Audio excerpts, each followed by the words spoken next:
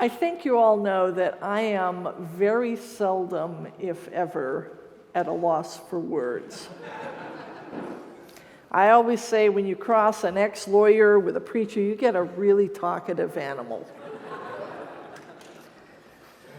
But today, and leading up to today, I've kind of found words hard to come by.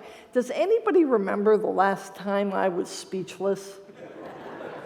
Yeah, me neither. Don't worry, though, that won't stop me from talking. It never does. And when I thought about what I wanted to say to this church on this day, and I'm going to address the elephant in the room. I know that the board's announcement this morning will be upsetting for many of you. It makes me sad. And yet, what I want to say, the one thing that kept coming to me through all this was God is still in charge.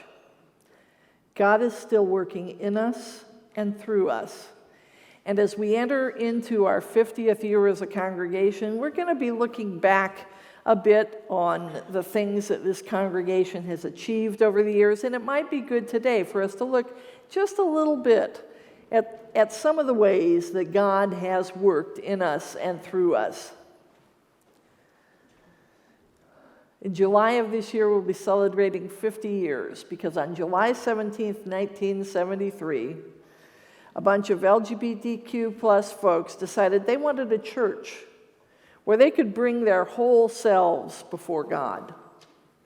So, Reverend Bob Wolf came to Toronto from Los Angeles to be their pastor, and they met for the first time in a room over a bar on Yonge Street. Yeah, why? Why did they do that? They did it because God was working in their lives. And they wanted to be able to do more. So they gathered together and became a church together.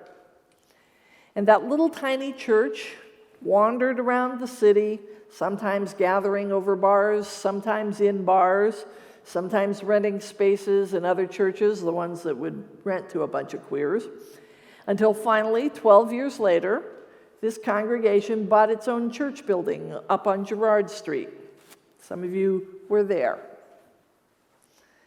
And that would never have happened, except God was in charge, and God was working in us and through us. And along the way, that little church did some amazing things. MCC Toronto became a champion of human rights for LGBTQ plus people, so much so that we are known today as a human rights church, and we've now created within our walls a center for human rights to further that work even more. Back in the 1980s, MCC Toronto fought for a new Employment Standards Act that protected LGBTQ plus folks and incorporated LGBTQ plus rights into Ontario's Human Rights Code. And kind of as an aside, as an American, I am acutely aware that in many, many states where I come from, those rights are not guaranteed by anything. But they are here. In the 90s, when the AIDS crisis was at its worst, MCC Toronto launched an AIDS care program that provided comfort and support and often funerals that no one else would do for people living with HIV and AIDS, for hundreds of people living with HIV and AIDS. And I've said during the current COVID pandemic that we as a church have been able to weather this storm as well as we have because this ain't our first pandemic. And I remember also back in the 90s when I was at the MCC in Washington, D.C., and I was the chair of the board, and the pastor came to me and he said, "I have AIDS." And I thought to myself, how on earth are we ever going to get through this? Because I got to tell you, it's disruptive to a church when a pastor leaves. It is way more disruptive to a church when the pastor dies. And I asked Larry, how are we going to get through this? And he just looked at me and he said, Grace of God, same as everything else, right? Also in the 90s, we outgrew our first building and we moved into this sanctuary. And also because we outgrew our building, this one at times, we began holding our Christmas Eve services at Roy Thompson Hall. And in the 90s, we also started the first of many church-on-church Pride services, so that our Pride celebrations began with celebrating together as people of God. And in 1995, MCC Toronto partnered with the Toronto District School Board to establish the Triangle Program, which meets right underneath us in our basement, which is Canada's first and North America's longest running high school for at-risk LGBTQ plus teens. The 90s were a busy time for this church. Why?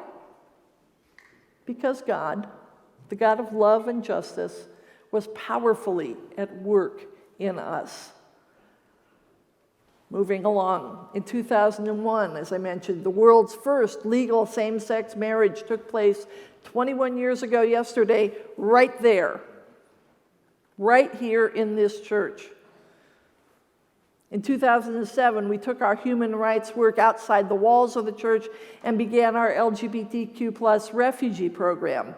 And since then, over 3,500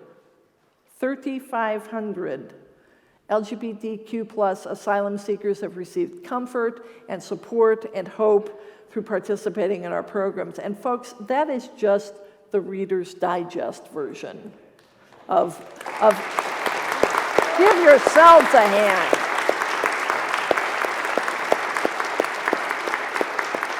That is just a little bit, the most public bits of MCC Toronto's life-changing and life-saving work that you are a part of. And maybe for you too, in some small way deep within you, MCC Toronto has been there for you and will continue to be. And through every bold step of the way, we have called on God to guide us, and God has. When I was a kid, one of the ministers at the church I grew up in had a plaque on the wall of his office. I've looked for one for many years, and I've never found it. It just said, "Thus far, God has led us. Surely God will lead us on." And that's basically what I want to say today. You know, down in the U.S. this weekend is the day on which we commemorate the life and work of the Reverend Dr. Martin Luther King. And our first reading today that Mike read was from one of his sermons back in the 50s. And he said, "The measure of a person is not where they stand in moments of comfort and convenience, but where they stand at times of challenge and controversy." And MCC Toronto has always stood firm in difficult times, in times of challenge and controversy. And God has always led us on. And as we sang at the beginning of this service, "Great is thy faithfulness," God is constantly faithful. And when everything else changes, that does not. And I know that this morning's announcement from the board was probably upsetting for some of you. And I know that the confusion and lack of information over the past few weeks has also been upsetting for some of you. It has been for me too. So I should say some of us, because it's been a challenging time for me, for all of the staff team here at MCC Toronto. But even in all the confusion and the challenges, we are still constantly upheld by a loving God who desires good things for us as well as good things from us, because God is still at work in MCC Toronto, and that hasn't changed and will not change.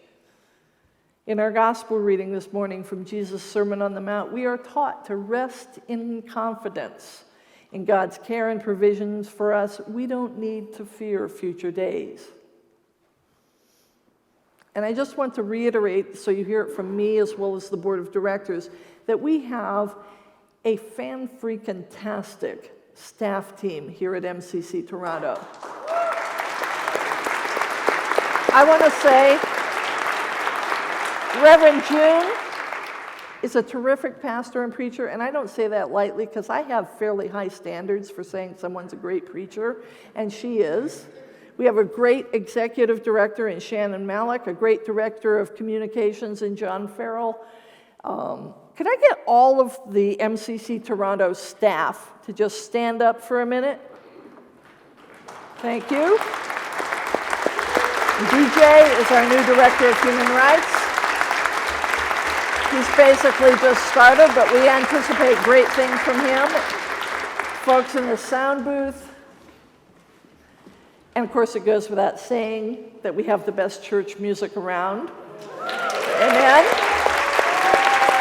Thanks to our director of music, Jason Jestat, and our choir. And of course, Cheryl, who keeps me in line. God bless her. It's a dirty job, but somebody's got to do it. These are your people, and we all work to bring about the vision of Toronto, MCC Toronto, to be a growing, inclusive, vibrant spiritual community that creates a just, kind, and loving word for all. This is not our first rodeo.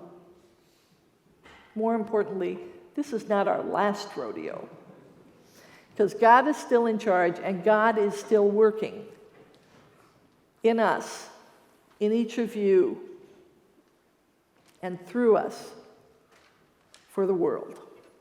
Amen.